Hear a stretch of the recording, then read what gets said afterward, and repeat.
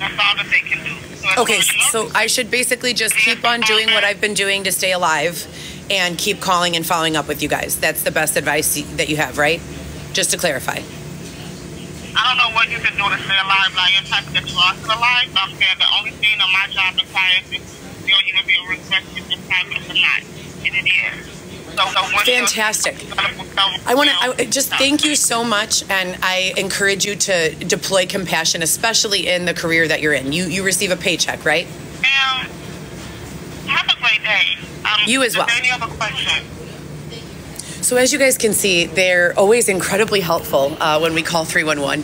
I've now gone through the social service department at Northwestern Hospital, Rush Hospital, as well as First Community and St. Joseph's Hospital. I have been denied medical service by a Dr. Kristen Gallagher. As you guys know, I'm 34 weeks pregnant. We're about to have a baby any time now. So we have about 6 weeks, and I am scared. I can keep myself alive in a tent. I can't keep a baby alive in a tent, you know? So where am I going to wash his bottles? I'm not willing to put my child up for adoption. I still have remained in custody of all 3 of my older children. And I do have active civil and constitutional lawsuits and human rights lawsuits pending in numerous counties regarding this issue.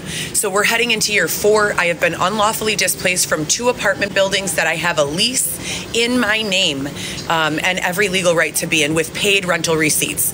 I have also been sexually assaulted as a result of this unlawful displacement, forced to walk for up to 5 days at a time, literally just walk up and down a street until my body collapsed onto the street, and then I was sexually assaulted. Multiple people have approached me claiming that they were law enforcement, shown me a badge, and said, okay, we have a safe place for you, a safe house. We're going to take you there until we're able to complete this process in court. And I have filed 7 independent petitions as recently as January of this previous year.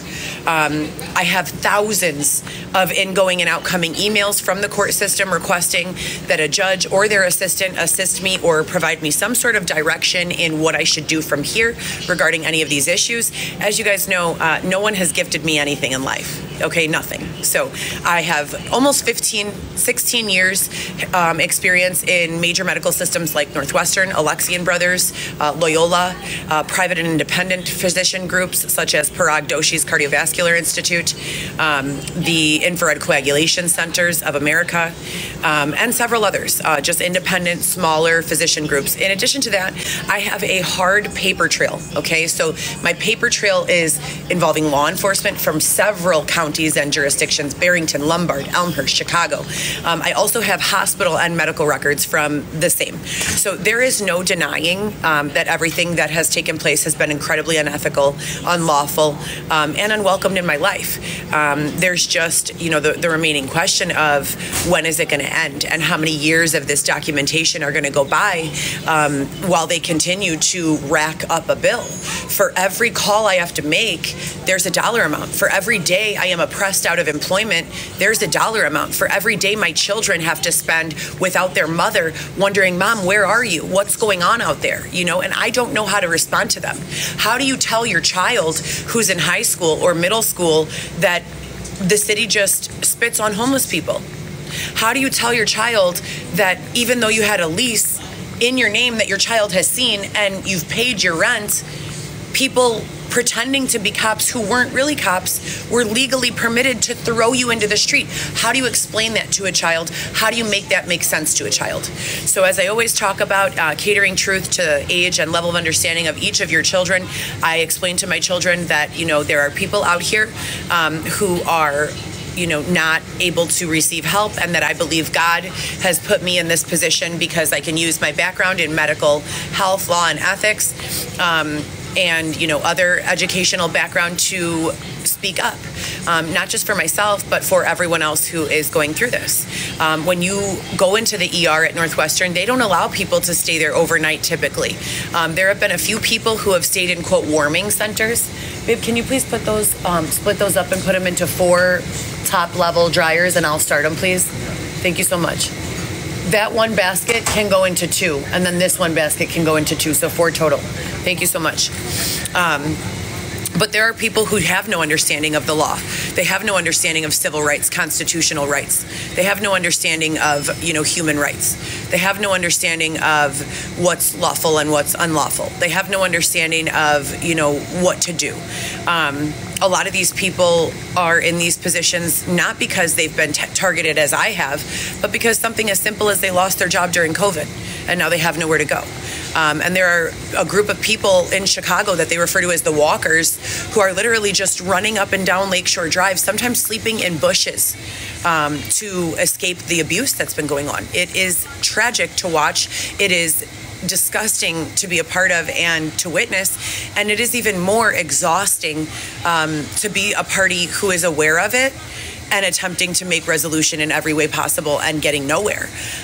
This is, and I still, as I said before, my fourth year of being awake to this type of abuse. I have been, in over my life, I've physical found custody ways of my to battle children. it. I've never been my own outside with my apartment and children. vehicle. I've always Since I had was 18 some years to old, live. and as I said if before, I had a break, I didn't have a mom or dad the time paying one my cell apartment phone was bill. ready. I didn't have a mom or dad paying my car note. My next I apartment didn't was have ready. a mom or dad I would paying ask my my rent. mother-in-law at the I time was to full-time please watch mom, my children, full-time in and I would school, sleep on a friend's full-time couch, employee or at Northwestern I would Hospital, sleep in my car, full-time paying rent, full-time paying electric, full-time paying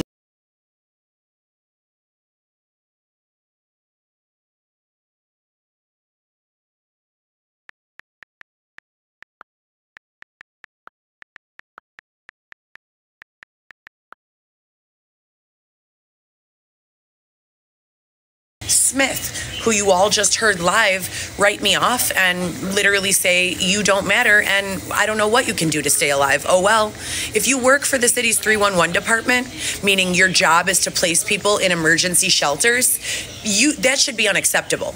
One phone call that's handled like that, you should be written up and out of a job. Now you should be the one sleeping in the tent, and when you call for help, we'll see if the next person finds a better way to handle you than you handled the last person, right? Don't you think that's fair?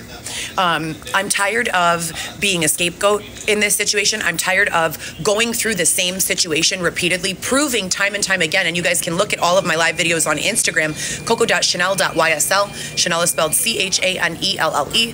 This has been very, very thoroughly documented on social media, with law enforcement, with the major medical systems in the area, with friends and family, with hundreds of thousands of witnesses. Okay, so where do we go from here, you guys? I'm not looking to keep wasting my breath with zero resolution. I'm looking to make logistical, practical, intelligent next step decisions so that I can be out of the way for whoever's way I'm in and simply lead a humble life where I run my own businesses, take care of my own children, and mind my own business. What is it going to take for me to get there? And any and all contribution, if it's genuine, if it's coming from a genuine place and you have something to offer this situation, the DM is always open. Please let me know what you would advise. I'm 6 weeks from delivery. I do have an Amazon baby registry. If you guys are interested in that, DM me, let me know. If you're interested in sponsoring my story and my situation, I am 500 pages handwritten, about 447, handwritten into a novel about all of this that I've experienced. I'm also creating a coffee table book that I've been working on for about 3 months. I also run a production company called GoPro Solo that has not seen profit yet, but that I'm using for picturing or giving voice to voiceless topics or topics that people are genuinely fearful of speaking on. I pose and curate specific settings that open dialogue. And that's what GoPro Solo is really for. So it's called, I call it statement modeling, curating, and directing. Xavier is also doing branding and fine art. So I don't know how he does it because I'm not really a digital, I'm a content creator. I'm not really like a digital guru. He takes images and then he alters them to make them a focal point that gets a lot of attention for businesses, for homes, for all sorts of things. And he's also doing it for podcasters and vloggers. So if you guys are vloggers, podcasters, or anyone who doesn't even want to, showcase a piece of art in their living space or their workspace, you want something that is going to be a compelling visual, that is going to get people's attention, and that they're going to see and think, oh my gosh, that's so-and-so. And remember, yours or something before he releases the images to you. And so he is doing that as well. So we have a lot going on always. Thank you guys so much for listening. Happy New Year.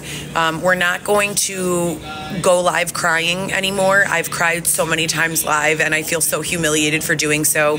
I'm trying to be a better and more effective communicator, and when you're crying, it's hard for people to hear and understand. So inside, don't get it twisted. My heart is broken. The way that these people have been treated, the refugees, the migrants, myself, other homeless people, it's so sad. And it's something that I, until, these past 4 years, was completely unaware of. Real quick before I go, there was this story that I always tell. My children were young, and we lived in Franklin Park, which is a near west suburb of Chicago. And my children were very young. I only had Viviana and Lewis at the time. For anyone who knows, I have Alexis, who's 10, Viviana, who's 17, and Lewis, who's 15. And Viviana was a toddler, and my son, I call him Bebe, he couldn't talk. He was an infant, and we were driving to McDonald's to get a McDouble. And I was a single mom, broke, really didn't have that much money. I was trying to stay at home as often as possible. And I was filling in the gaps of income with 2-week stints at factories. So I would go into a factory, work 60 hours or 50 hours, make that paycheck, and then take 4 weeks off. Also, their father worked full-time and always contributed. So I was taking my kids to McDonald's to grab, a Happy Meal for my daughter, and we saw our first homeless person, and it was on the corner of Manheim and Fullerton in a very residential area of Franklin Park. It's a modest, humble area, a lot of families. Nothing nefarious had ever come into my awareness as having happened in that area. And we saw this homeless person, a man with a woman on the side, sitting down on the corner, head in her hands, looking humiliated and sorry and sad and lonely and hurt. And my daughter, how innocent little toddlers are. She was 3 or 4 years old, and she said, "Mom, what's wrong? Why is that lady crying? Why is that guy in the street?" And I told her, "They don't have a home, babe." And she looked so scared and just puzzled. And children are born being taken care of, right? So they don't even know what a homeless person is. To them, they can't even fathom the idea of homelessness because all they know is having a roof over their head. And she got scared, and she said, "Mom, I don't want to be homeless. I don't want to be homeless." And I told her, "You never have to worry about that. You have me, you have your dad, you have your uncles, you have your grandma and grandpa, you have your Lala and Lolo. No matter what happens, you're always going to have somewhere to go. Don't worry." She's 3 years old, And we go to McDonald's, and she tells me, "Are we going to buy something for the guy?" And this is a 3-year-old. And of course, we bought him each a McDouble, which was really all I could afford at the time. And we went back and handed it, what, babe? Okay. And handed it to the guy, and he was very grateful, and the woman was very grateful. But it just goes to show you, I never in a million years fathomed that I would be sitting in this position. And I'm not sitting in this position because I've abused drugs. And I'm not sitting in this position because I've abused alcohol. And I'm not sitting in this position because I've abused a person, place, or thing. I don't know why I'm sitting in this position. So I keep on going back to God must have a plan to use my voice for the voiceless, to expose the corruption, the federal government funds shelter services 311. 311, every city has an emergency response. Every major U.S. city that is federally funded.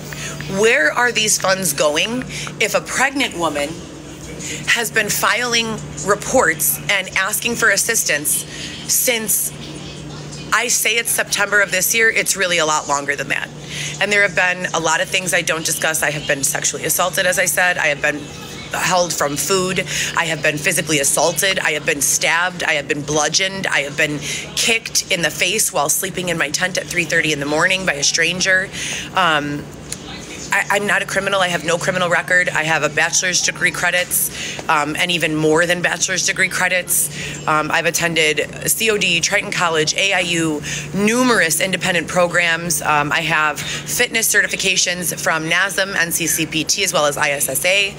There is no reason for this. So as we sit here with my pregnancy winding down to only 6 weeks remaining, and all of this tremendous adversity, going on, I ask you guys, please, if you can donate, do so. If you can sponsor, do so. If you can offer any sort of assistance, if you know of a program, a shelter service or something for myself, my unborn child, or Xavier, if you know of a landlord who would be willing to help out with a subsidized, unit for a few months, any assistance you can offer, please do so.